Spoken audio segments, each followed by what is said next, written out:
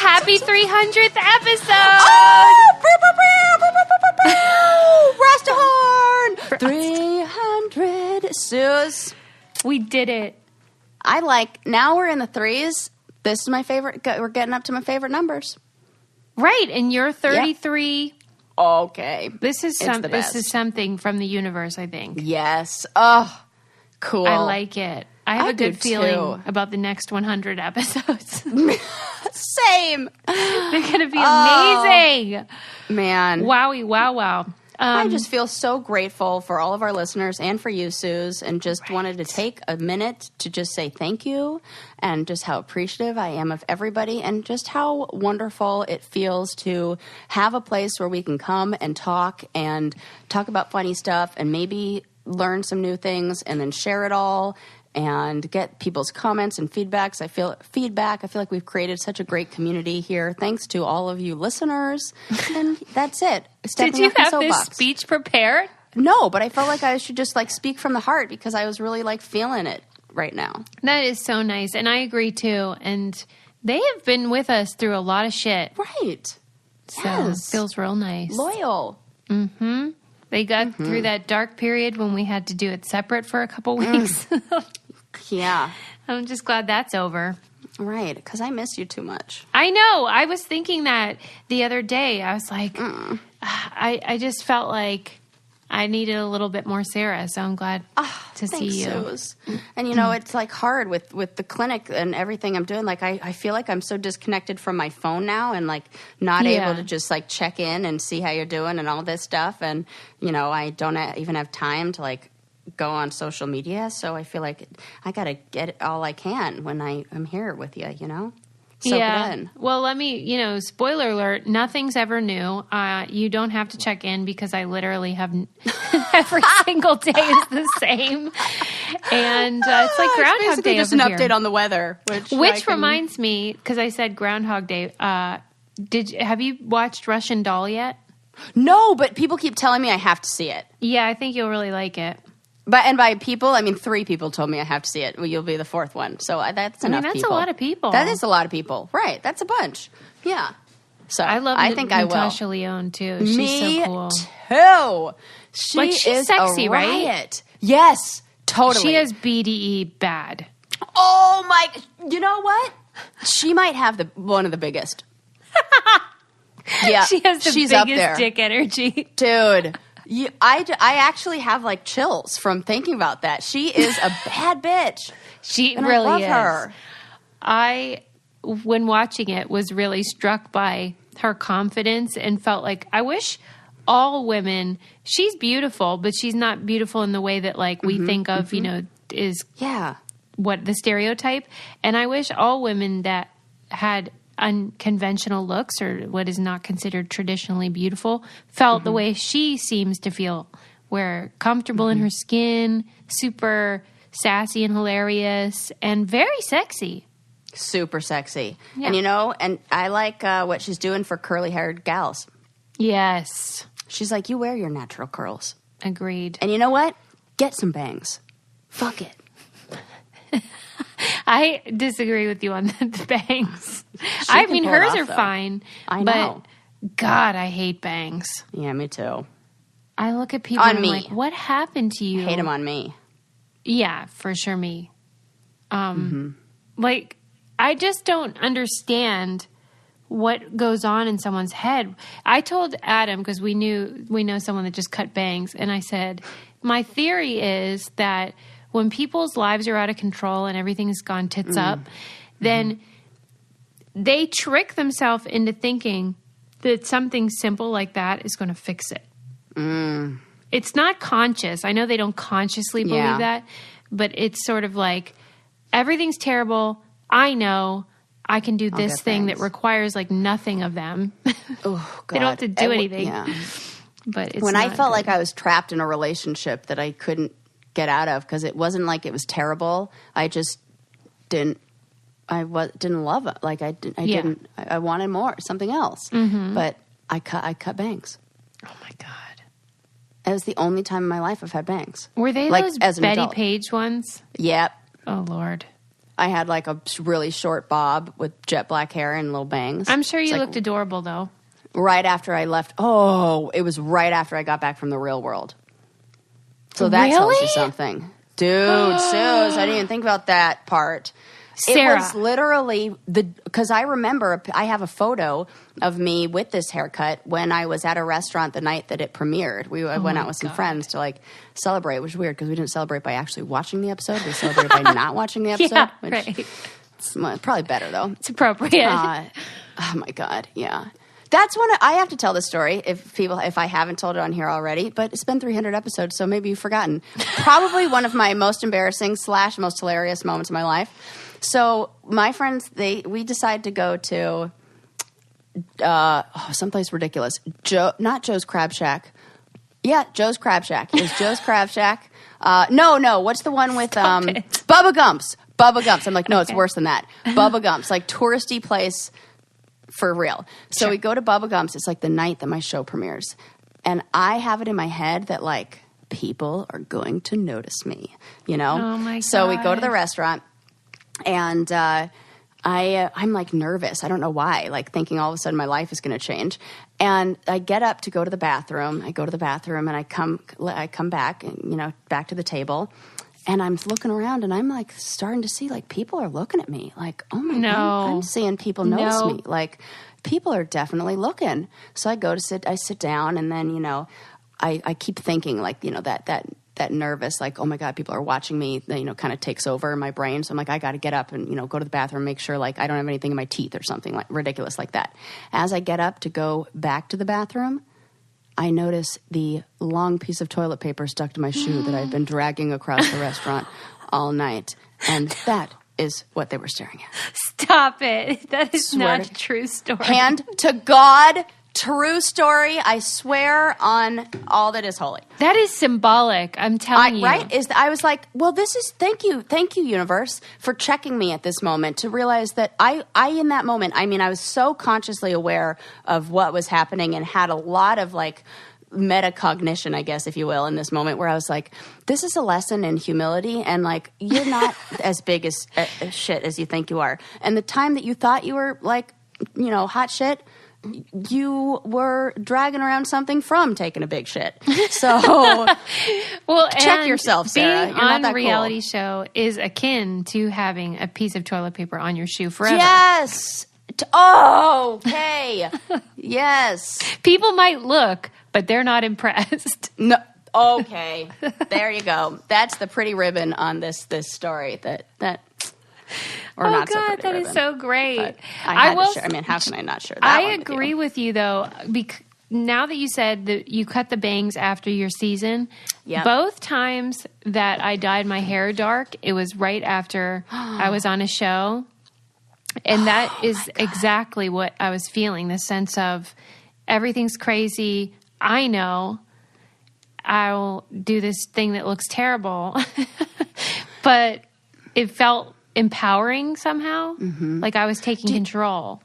Do you think there was a little bit of you or me who, I think also we would have to be totally unconscious of doing this, or we're not consciously doing this, but trying to make ourselves look different than that Absolutely. person?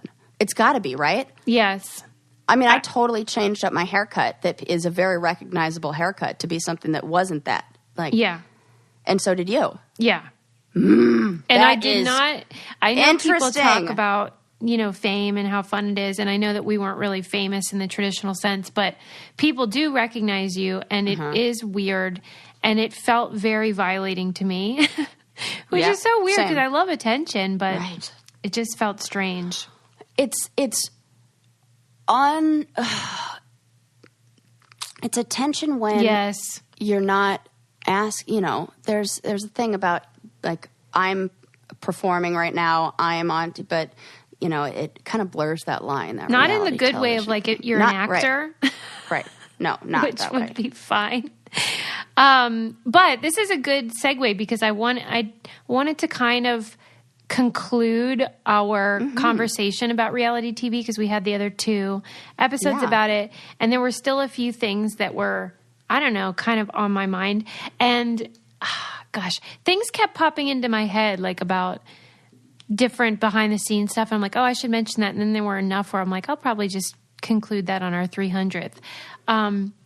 And kind of about reality TV in general. Like I saw this article on Reality Blurred, which is a great website that's comprehensive on the reality topic. Yes. And it was about a study that scholars had done about Survivor and how, I forget the percentages, but it's like 87% of the immunity idols that are hidden have been found by men.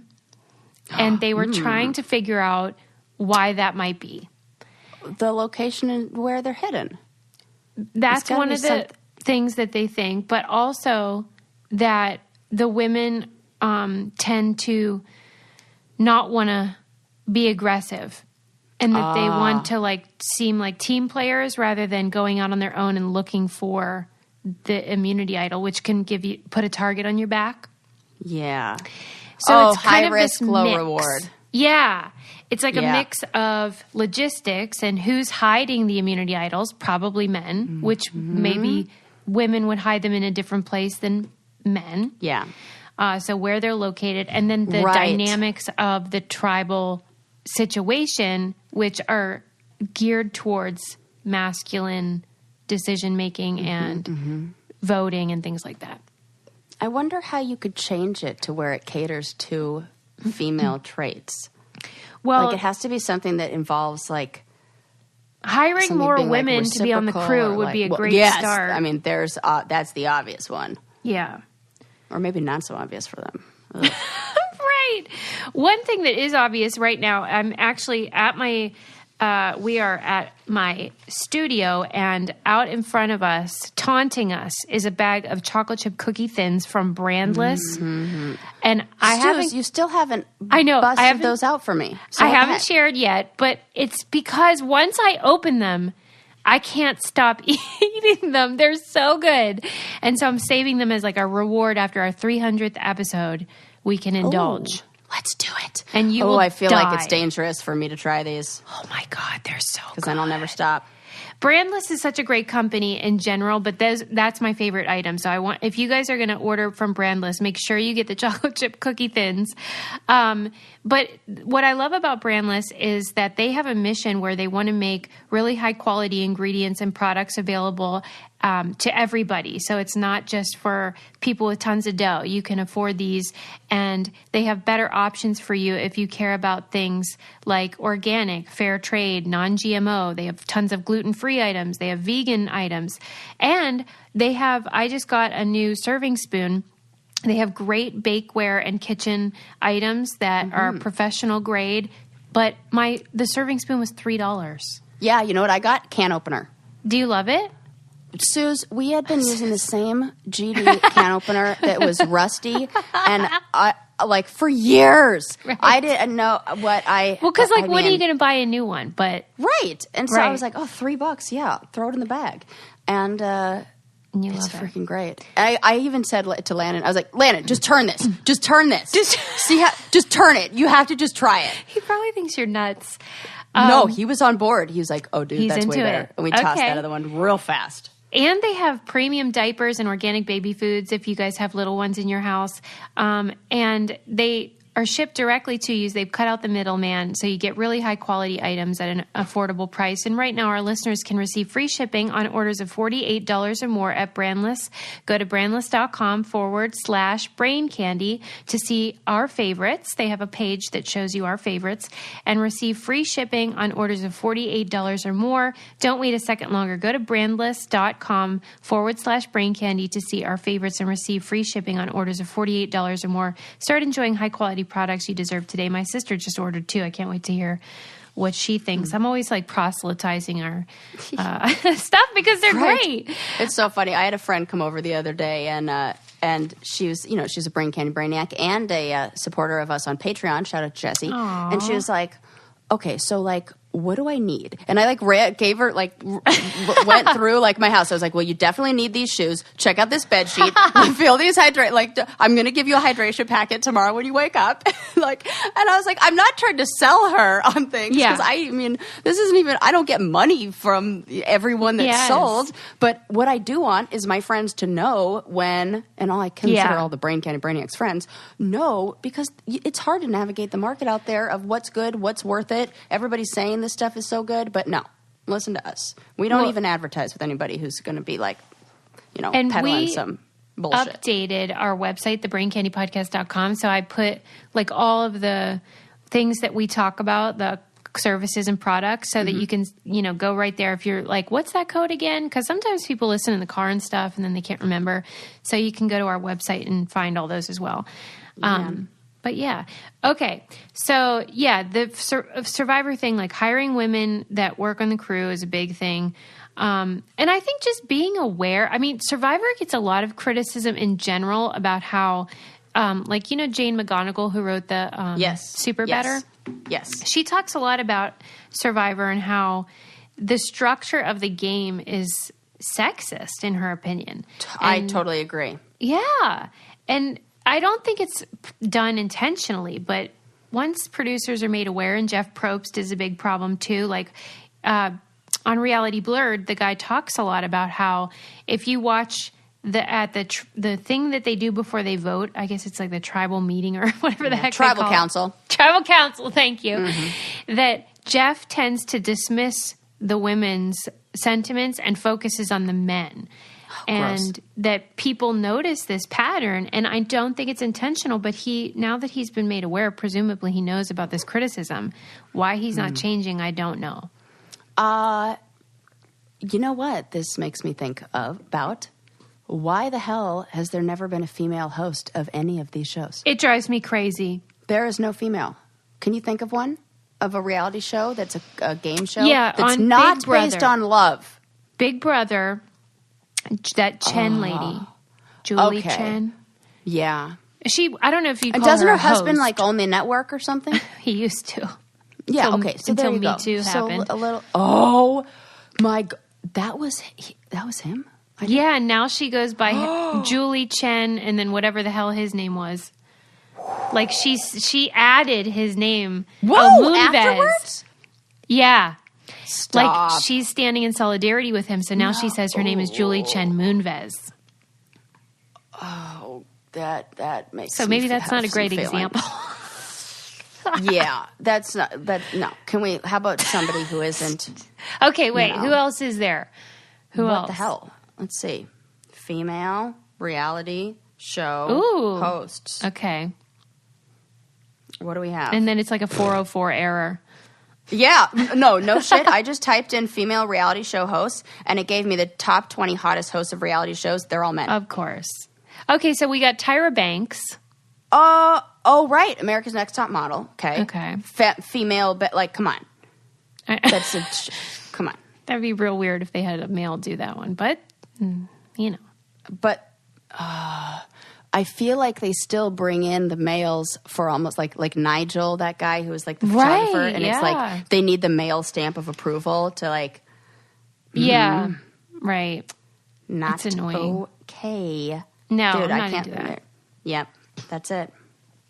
This is it's fitting with the reality TV environment in general, but they would not. I can't even picture it on one of these games where you compete. I can't even picture. I mean, what the hell? On a list of all you would think if I told you we're going to make a list of the hottest something, you would not think that it was going to be a list of 20 men. That's annoying, right? Yeah. I'm annoyed. Yeah, it's the worst. But and then such is life. The only time there is female, it's they're on a panel, America's Got Talent or something like that. We need to have. They need to change it up. Yeah. When are they going to ask you to host the challenge? TJ is now Because you remember how they used to change it all the time? You know, they had Dave Mira, and then they had somebody else. I can't remember. Yeah, that guy he wasn't good though. No, He was terrible actually, but he was real cute and real nice in real life. The skier. Oh yeah. What the hell is his name? I don't remember. No. And then, like, on Road Rules, they had this guy, their Viewer's Revenge, they had this guy named Drew.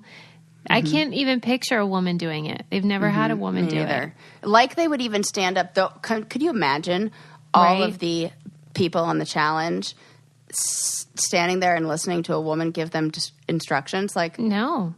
They think about, Suze, go back in your mind to when Lisa, and for you listeners, Lisa was a producer on the show. When she would come out and she would give us important information that we needed to hear, and the comments that she got from people like Johnny. Right. I mean, it's borderline. I mean, really, it's like borderline sexual harassment happening to the crew all the time. Yeah. From what I hear, they're prepared. They get like briefed on that. For real? Yeah. Like, here's how. Because I asked I asked one of the audio mixers who was female, I should say. You know, how she feels about this. I'm like, it must suck. And she's like, well, they warned us about all this before. Wow. Do you think they warned the men or just the women? No, just the women. Well, please. I mean, a lot of the female, myself included, cast members are attracted to the male crew. Yeah, but we've never crossed the line. Like, never. I mean, one of the cast, one of the contestants, what do you call us? Challengers? What the fuck are we? Cast members? Cast members. What the fuck? One night when everybody was drinking, this guy was sober. He didn't even drink. His name was Noor, and he was on Fresh Meat. He grabbed one of the line producers' faces and licked it. Oh, gross. And then they had to come in and tell us there's a no licking producer rule. Like, no, like that needed to be said. You know, when there are those ridiculous rules and you're like, why is this a thing? Well, because somebody did that. Yeah, this is that story. Right. Well, listen, when I would do it, it wasn't like that. I was genuinely trying to date these people. Yeah, and we were just like giggling in the corner about, like, you know, your future marriage to this man, not like, you know, making lewd sexual comments or you know, throwing things at them when they tried to get a sentence out. No. Because that happens. They're like throwing pillows just like they do to the... Yeah. It's so rude. I'll tell you what I am married to is using Instacart. Instacart is such a convenient service. I don't know if you guys have tried it, but you need to, because it's so handy to have this option. You can download it on your phone, or you can use their website. And if you are out of something, you're looking for staples from like your favorite grocery store or whatever. The other day, my son was sick, and so we ran out of one of his cold medicines, and we were able to choose from CVS. We need this particular item, and then it was delivered in about an hour. And that's the thing. Your groceries will arrive in as little as an hour, or you can pick the time that they come. They keep the hot items hot, the cold items cold. It's just very easy and convenient, especially if you don't want to sit in traffic or look for parking, or waiting in the checkout line is no fun. So try Instacart and get $10 off your first order. Go to get this limited time offer. You just have to go to instacart.com or download the mobile app and enter our promo code BRAINCANDY at checkout. That's $10 off your first order today at instacart.com or through the mobile app. And don't forget to enter our code BRAINCANDY, instacart.com or through the mobile app with our code BRAINCANDY at checkout, and give that a try. Yeah. So, any hoodles. That guy's, the host's name was Johnny Mosley, by the way.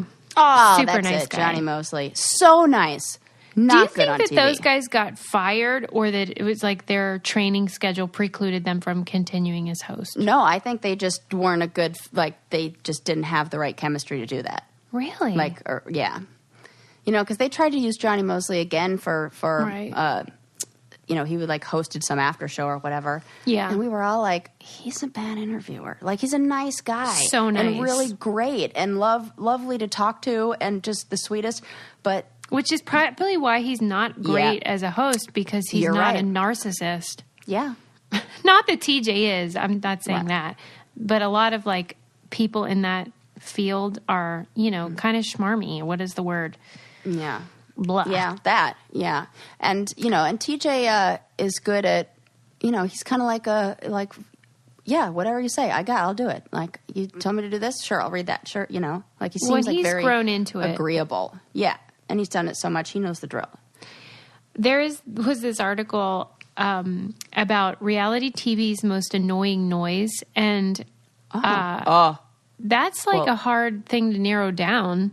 I know what it is. Do you? I mean, for me. What's yours? What's yours?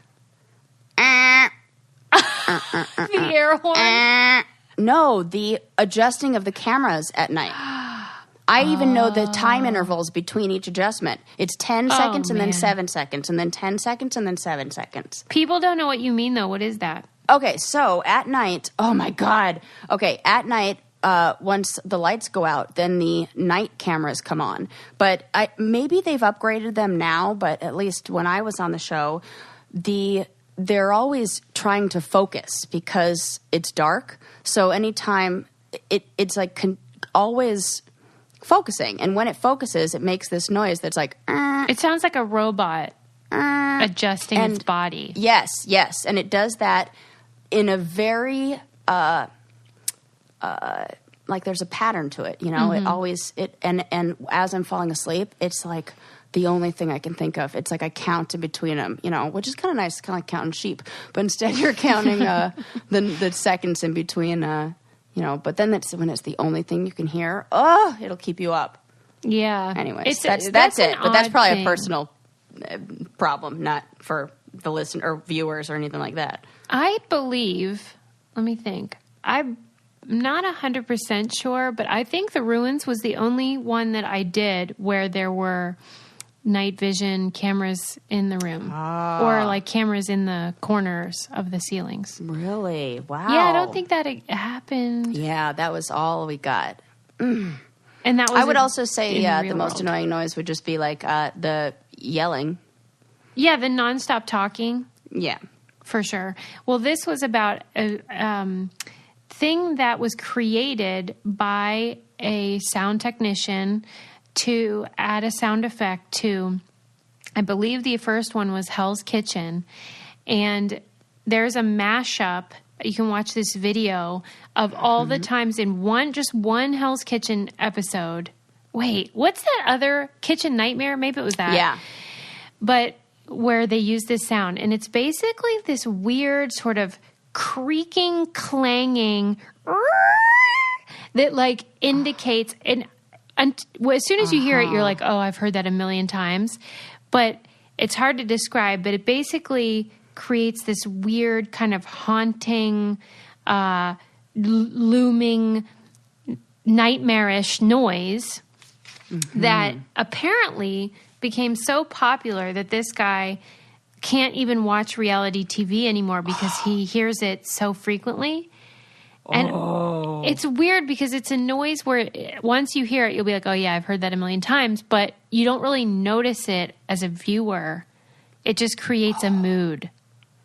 Wow, that's crazy. Okay, so just like how you were saying that new words get invented with changes in whatever, there are new sounds. Yeah.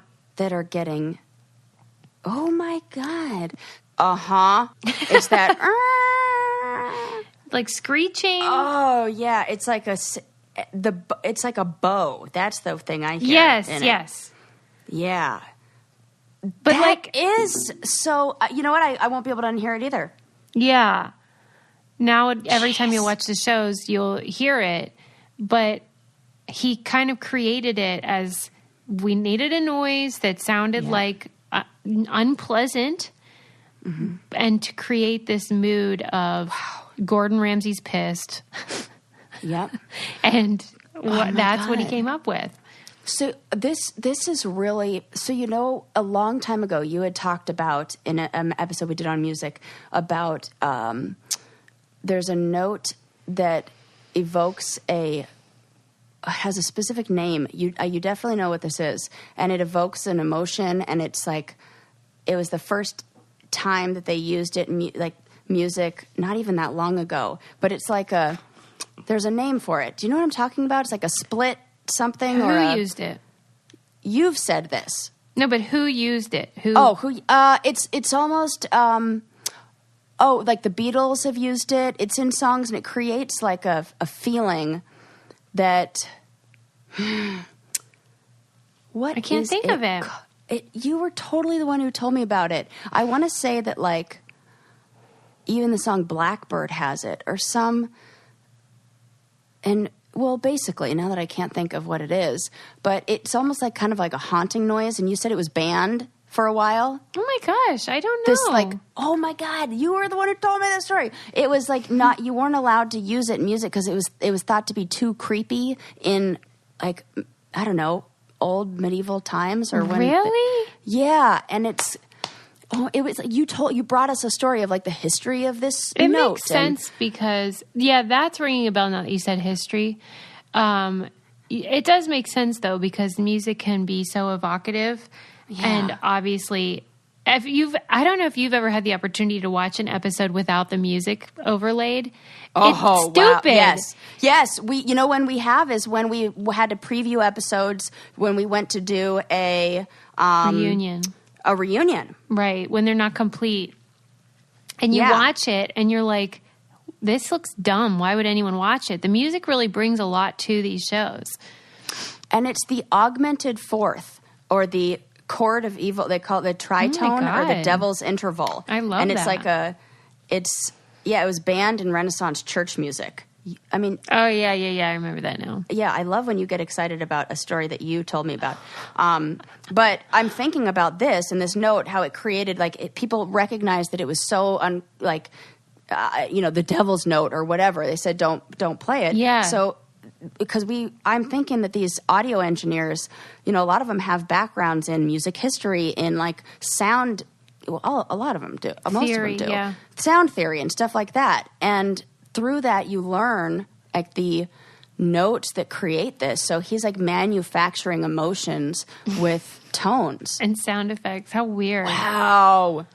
Oh my God, this makes me think of a whole bunch of stuff. Like I got anxiety I've always had really bad anxiety, but I'm starting to do better at recognizing what is real and what's just external stimuli that's like putting me on edge. And all of a sudden I was in the movie theater a little while ago watching a preview and I started thinking, oh my God, I'm so anxious. Is my house, like, did I leave a candle on? Did I leave the hair straightener plugged in? Is the house going to burn down? And I stopped and I was like, what's going on in my environment right now? And I was watching a preview for a movie that was really intense and a thriller, and it had noises, like the sound of the preview was designed to make you feel anxious. And I had to tell myself, no, you're fine. This movie is designed to make you feel like this, but you're just labeling it, like labeling the source of this anxiety or this anxious feeling as the wrong thing that's causing it. And so that's totally happening on those reality shows. And dude, that's a lot of power. Right. And another thing that they designed that is intentional was the flamingo shave set. Oh, okay. How did they make that? Well, why is it? How do they make that? What the heck is so different about? Why is it the best? And like my underarms. Ooh, no more razor burn, Suze. I know, for real. Sarah's so great. I'm very passionate about this, and I've been waiting for you to talk to me about this. Well, that's the thing, is that I know that this is like something you think a lot about, because it can be really frustrating when you do get those bumps and when it does create the burn. And basically, Flamingo saw that their men's razors were super awesome and great. In fact, that's what I always used, was the men's razors, because I thought they were better. And they were like, maybe we should do this for women who have to remove way more hair than men. Hello. And this is a shocking statistic. 84% of women would give up sex for 3 months if it meant they could get rid of their body hair. I would do that. I would do it for longer than 3 months. Me too. Like, if you never had to worry about body hair ever again. Please. Done. Who needs the sex? Flamingo makes body care starting with hair, and they wanted to make really nice hair removal solutions for women, and they did a great job. Not only do they look cute in the bathroom, they do a fantastic job at getting rid of your unwanted hair. And they want you to enjoy shaving in 2019. So our listeners get the Flamingo Shave Set, a $22 value today for just $16 plus free shipping. You get a set with all your shave essentials from Flamingo. So it's the brand that Vogue, Glamour, Well Plus Good, and Fast Company all talking about. A $22 value for just $16 plus free shipping today when you visit shopflamingo.com/braincandy. That's right. Visit shopflamingo.com/braincandy. They have the shave gel, they have body lotion, they have the cartridges, they have the whole thing. And finally, one of those little suction cups that actually sticks to the GD wall. I know. Geez, what took so long? Right. I'm Getting really mad a fan. about it. Yep.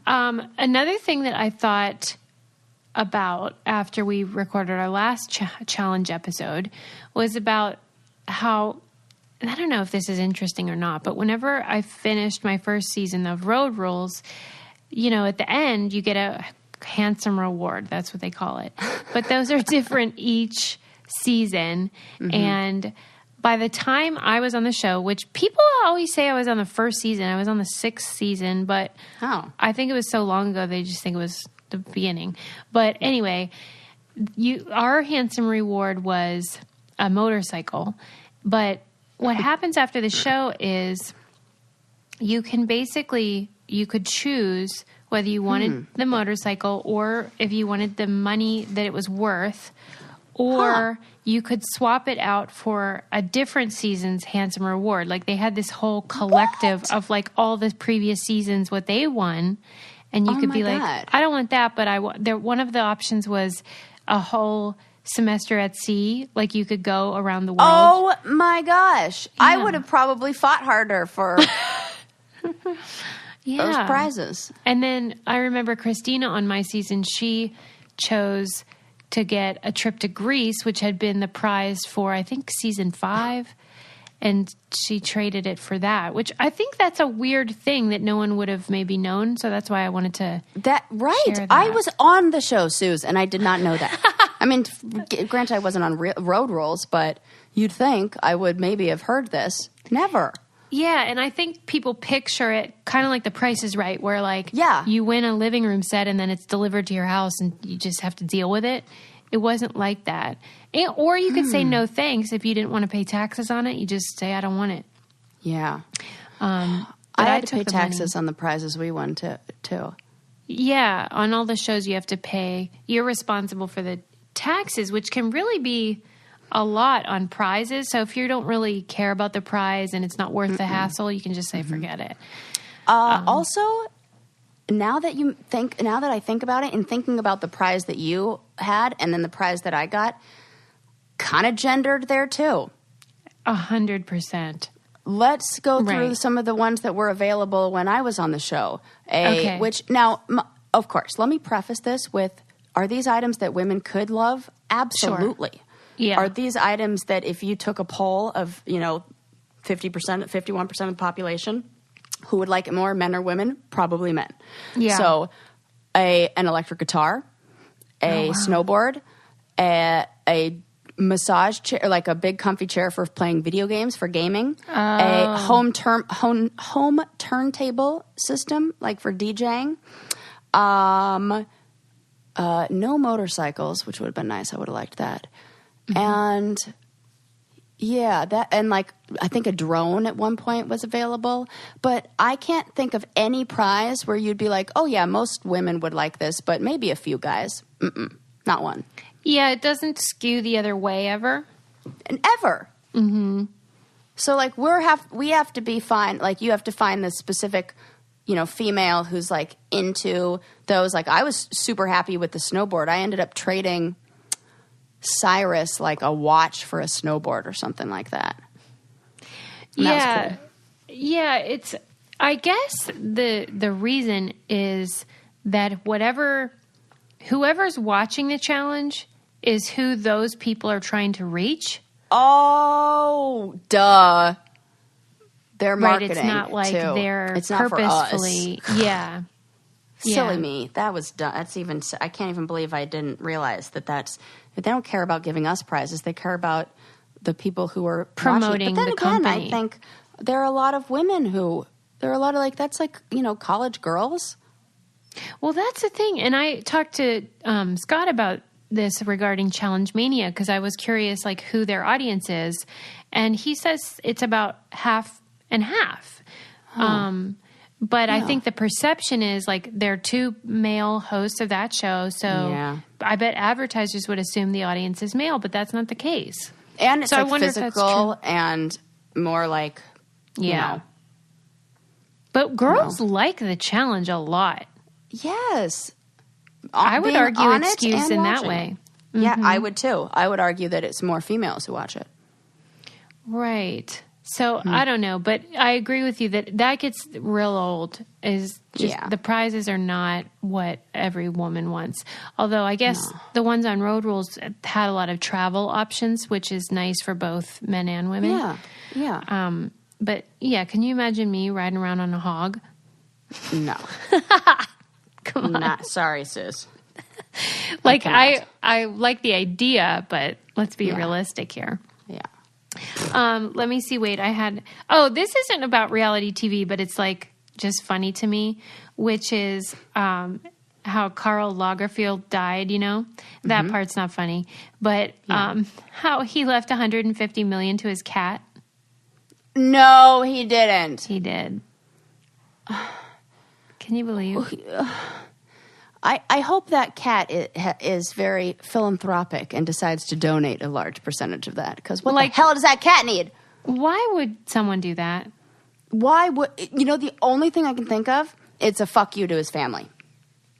I guess, but give it to charity, man. Yeah, but I mean, he probably had a lot of money. Right? So you think... Some of it went to them. I think that's a smaller percentage. No, I think what happened is maybe there was a portion that went to some charity or something like that. But to kind of like, because he was a gay man, correct? I believe so. Yeah. So, and he's older, so maybe at the time, this is totally me, just like Sarah's got a theory over here, like what could be going on. I have zero evidence and nothing to back this up at all. But what could have happened is maybe he came out to his family and maybe they were like, no, we don't believe in that or don't, you know, whatever. Or maybe he hid that or maybe he was rejected by them in some way or, you know, and then, or maybe they like just tried to get after his money. Yeah, but why wouldn't you give it to charity? Because giving, I don't know, I feel like it's even a more of a fuck you to people if you're like, I could have given it to you, but instead I gave it to my cat because that relationship is more important than my relationship with you. There's like a meaning underneath that, you know. There's like the message, the what on the surface level meaning, and then there's this underneath deeper meaning, and I think that may be an FU. Now I want to know what his family. We need to investigate with his family. Yeah. This is the perfect episode, though, for me to talk about what I did with my VHS tapes of Road Rules because back I was on it so long ago that's the format in which they were sent to me, and that isn't very much help when you do not have a VCR.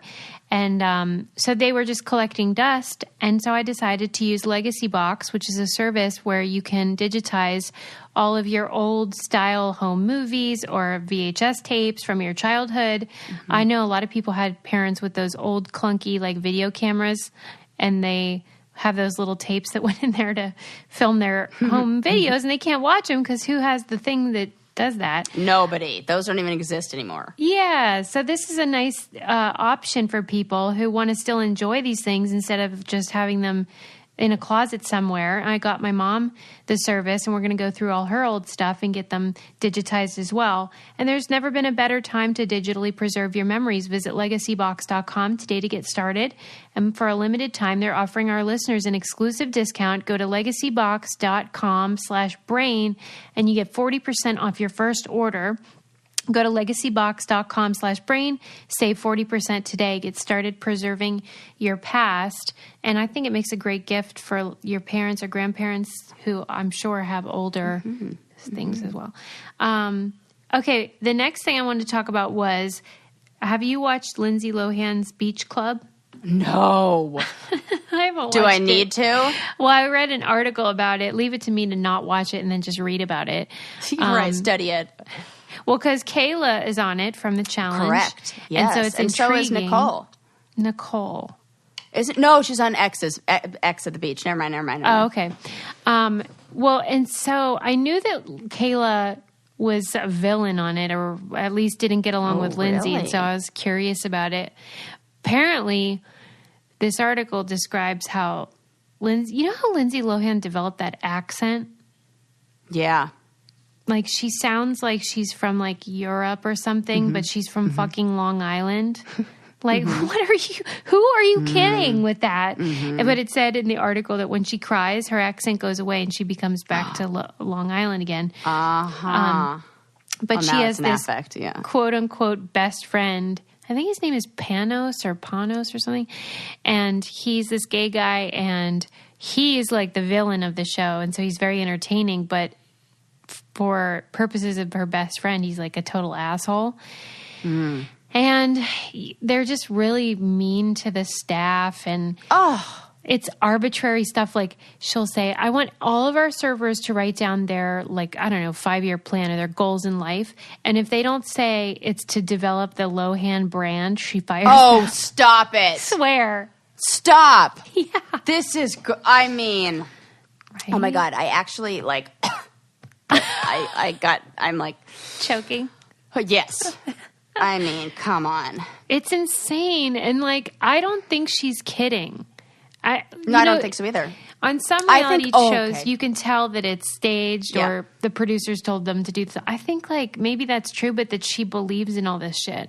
Yes, I think so too. And I feel like this is, again, Sarah's got theory. If I were to analyze what's going on here, you know, she had that very bizarre relationship with a man from the Middle East. Yes. And she lived, like, far away.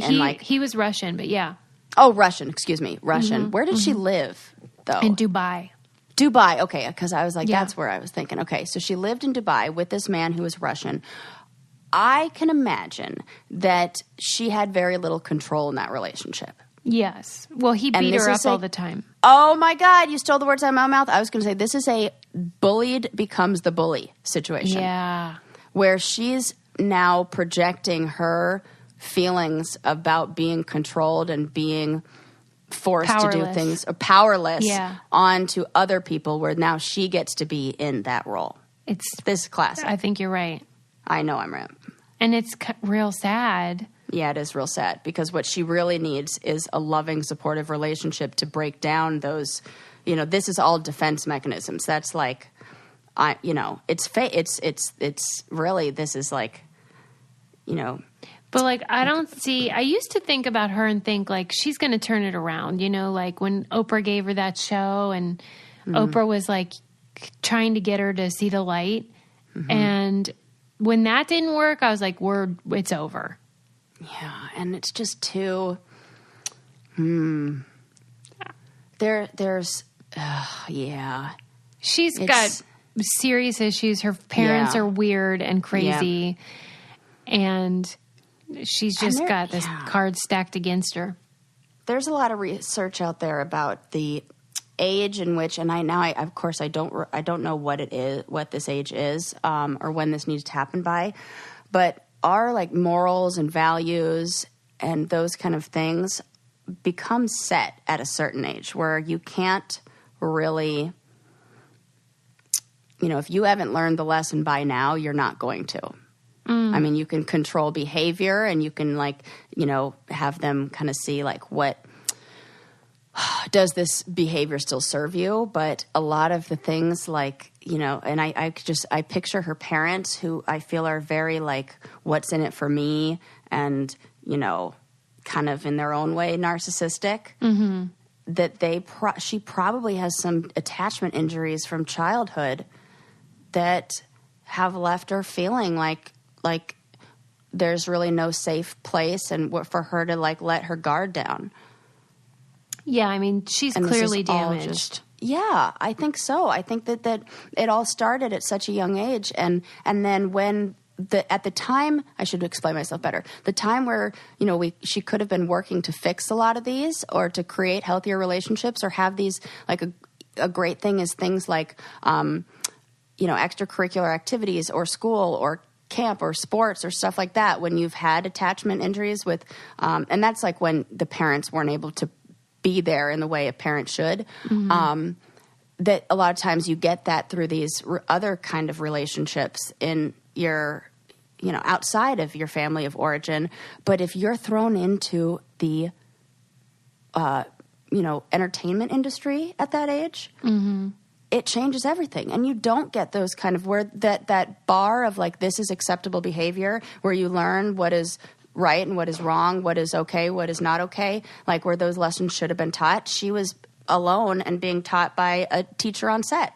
And those teachers, I mean, there are a few that are, I'm sure, wonderful, but the ones that I worked with when I was younger, they didn't give a crap. Really?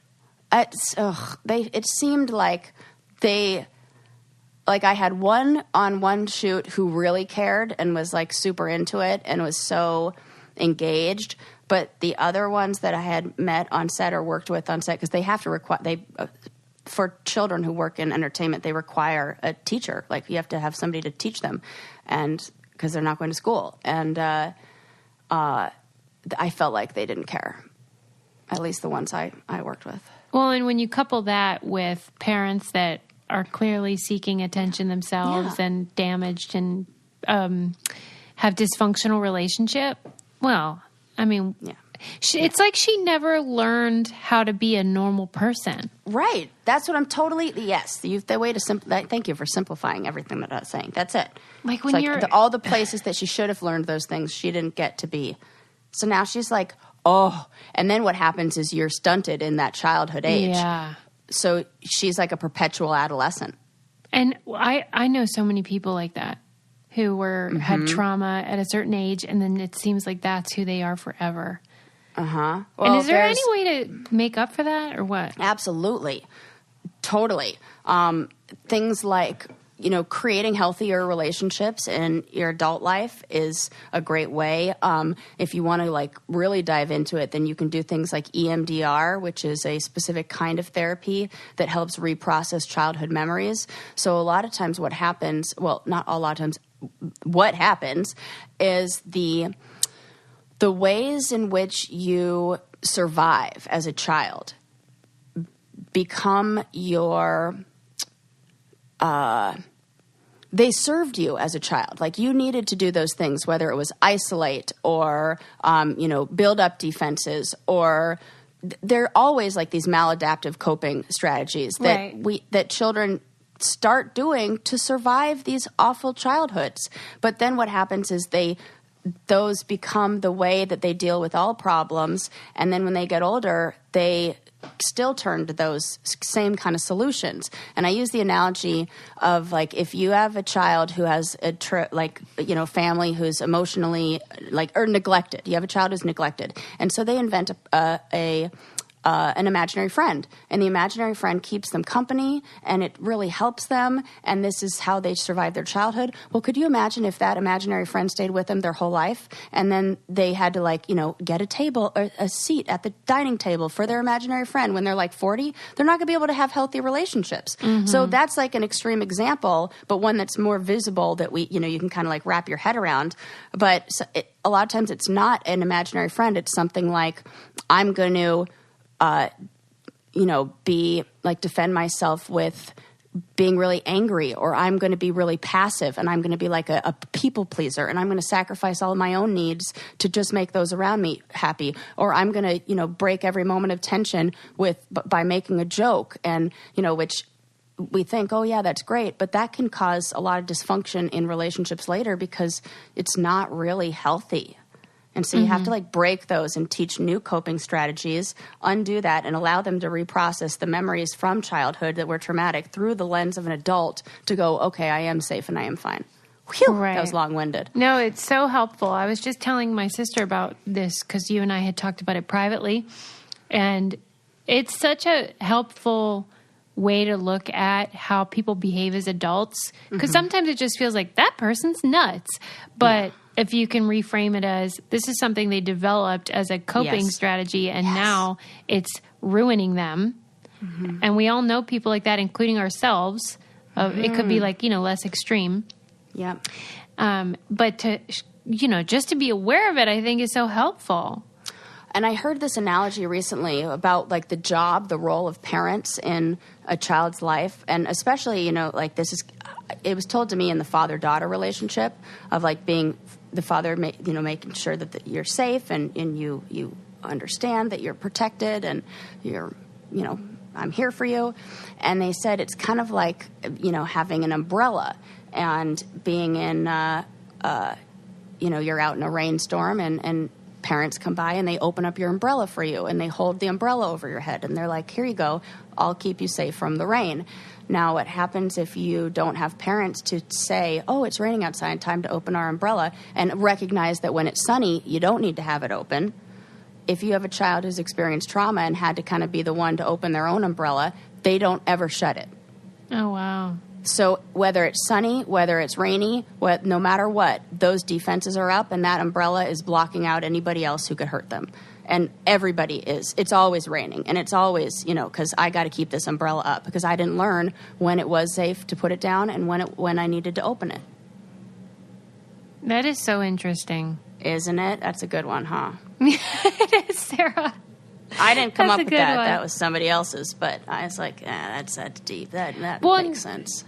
That's why I do like periodically to do these episodes where we kind of like talk about the weird and wacky of reality TV because sometimes it can be a really helpful lens about humanity, the human condition, human behavior in general because it's so extreme that it's easier to see something that's out of the ordinary than more subtle ways in real life. And so it can be a helpful tool, I think, to understanding people, yourself, and life. So it's like the silver lining. And just with these people they're so exposed, and like Lindsay Lohan, where it's easier for us to go, maybe this is a result of a really bizarre upbringing. We can see that, and what I hope that, at least for our listeners who are listening to this, is to keep that in the back of their minds when you have regular interactions with regular people. Yeah. It's 99% of the time not you and them. It's their stuff, like you're good. If somebody responds in a very like bizarre way or gets upset about something, and you're like, what? That doesn't seem like the right response. It is not you. Well, yeah, it's a good reminder of like, if something seems odd, it is. Yeah. And that you don't have all the information or, things are at play that you're just not privy to. Yeah. And so, I don't know, it's just a helpful tool to navigate the world. Totally. But now we're done getting deep about reality TV. We're just going to move on here and eat some cookies to celebrate. Yes. Oh, my God. 300th episode. I hope you guys are around for the next 300. Maybe we'll let Sarah rhyme again. Who knows? Oh, my gosh. I'm going to save it for episode 301. Don't do it. I'm assuming is going to be super fun. Super exciting. Don't forget to leave us a review. That would be great for our 300th episode. And subscribe and tell a friend. Let us know tell a friend. Tell us what you think. And we'll see you next time. All right. Bye, guys. Bye.